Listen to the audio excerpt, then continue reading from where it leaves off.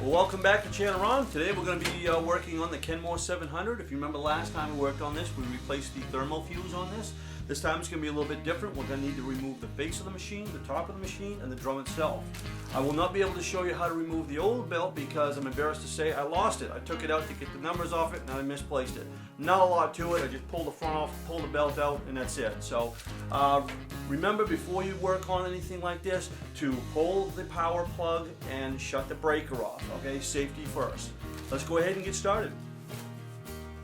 All right, first thing you want to do is take a flathead screwdriver and you want to put it inside there and basically just going to move down on these little clamps and it will pop right out, just like that. Do the same thing to the other side. So all you're doing is you're just kind of pushing down on that tab right there. When you do that, it releases it and you pop it right out. And now you can remove the cover. And lift that out of there. Then go ahead and remove the filter. Get that out of the way. And let's remove this front cover here. And while we've got this apart, we're probably going to end up vacuuming it all out. At this point here, if the belt was broken, it would be just kind of hanging down, and you can just kind of pull it out. But where I lost it, I'm not able to show you that. So just imagine me pulling out the old belt. Right on the back of the machine, we need to remove the plate that's connected to the back of the machine, not to the control panel.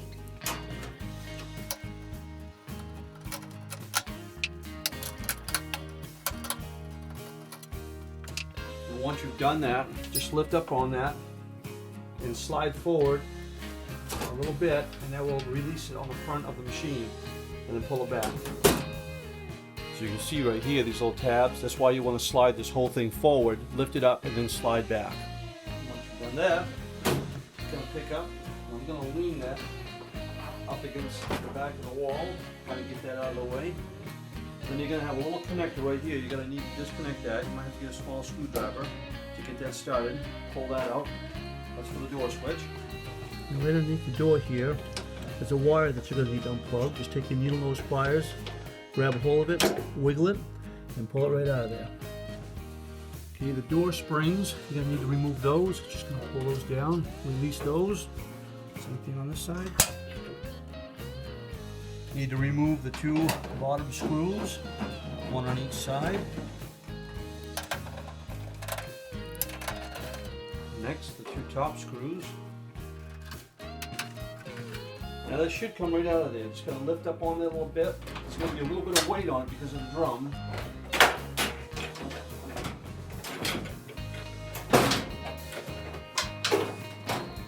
Should pull right out of there.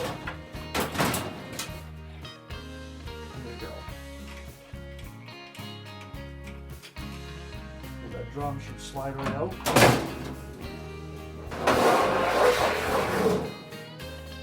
Get that out of the way. There it is. So before we talk much about what's going on in here, I'm going to take the vacuum cleaner and vacuum this all out.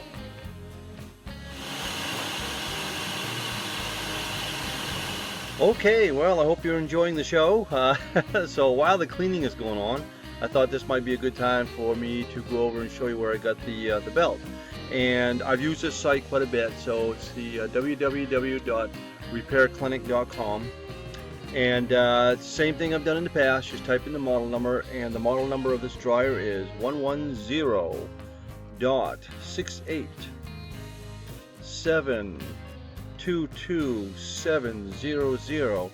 Go ahead and hit enter, and what you're going to do is you're going to scroll down until you find the parts that you're looking for, and there it is, $13.09, the dryer belt. So go ahead and order that, and you should be good to go. So let's get back to the cleaning.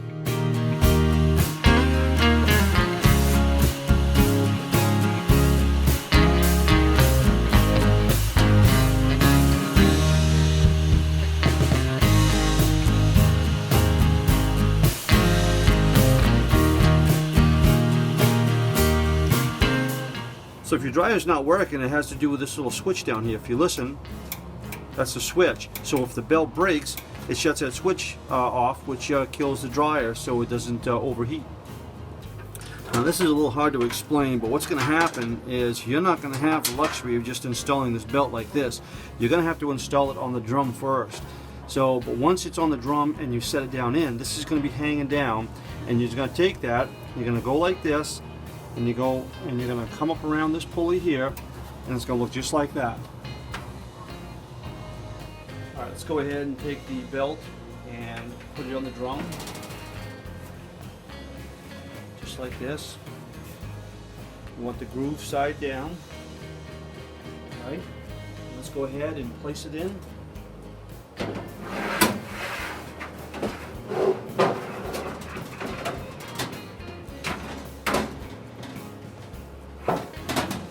Making sure that the drum is sitting on nice and firm in the back. Now we're going to go ahead and put the face on first, because if you don't, there's going to be too much tension on the drum to be able to slide it back on.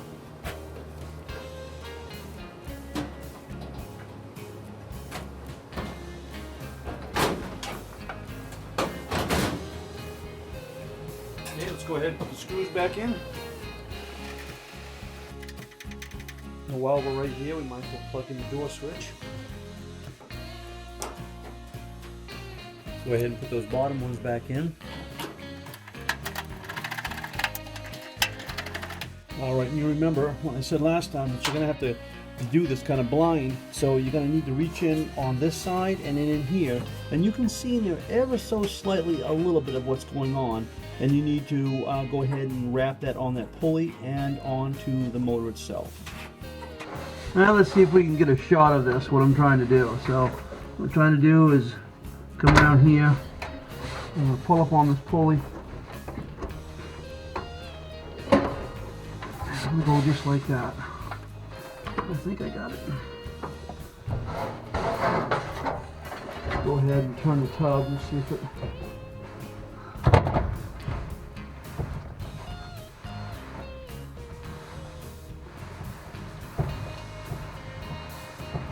There we go. Alright, let's go ahead and put this shroud back on.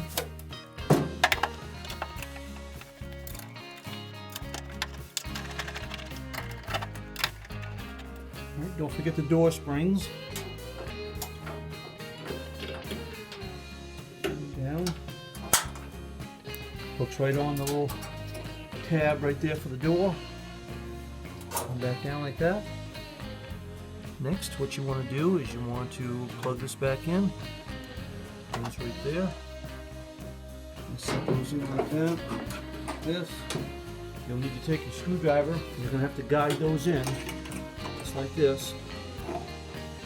Just going to line it up like that. Line it up. And there it is. Go ahead and set the cover back on the top here. And remember what I said when we took it off, we had to slide it forward. So we've actually got to slide this forward and then back. And it should clip in just like that. Let's go ahead and put the screws on the back.